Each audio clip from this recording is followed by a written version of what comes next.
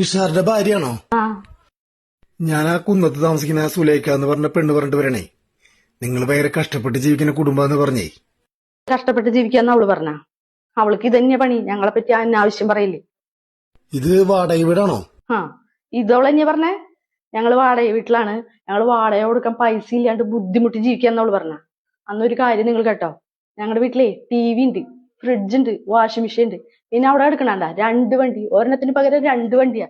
നീ നോക്കിയേ, 5 പവന്റെ മാല 2 ദിവസം മുന്നേ മേടിച്ചിട്ടുള്ളോ. അല്ല, ഇതൊക്കെ തന്നെ അവളോട് ചോദിക്കേണ്ട ആവശ്യം നിങ്ങക്ക്? അതല്ല, കഷ്ടപ്പെട്ട് ജീവിക്കുന്ന കുടുംബങ്ങൾക്ക് ഗവൺമെന്റ് ഇത് 2 ലക്ഷം രൂപ കൊടുക്കണ്ടേ? അപ്പൊ അതൊന്നും അറിഞ്ഞിട്ട് പോവാനായിട്ട്. അതെ, അവൾക്ക് ഞങ്ങളെ പറ്റി നല്ലോണം അറിയാം. അവള് പറഞ്ഞവൾക്ക് സത്യ. ഇതൊക്കെ ഇൻസ്റ്റാൾമെന്റിൽ മേടിച്ചതാ. ഇത് ബുക്ക് പണ്ടാ 60 രൂപ മേടിച്ചതാ.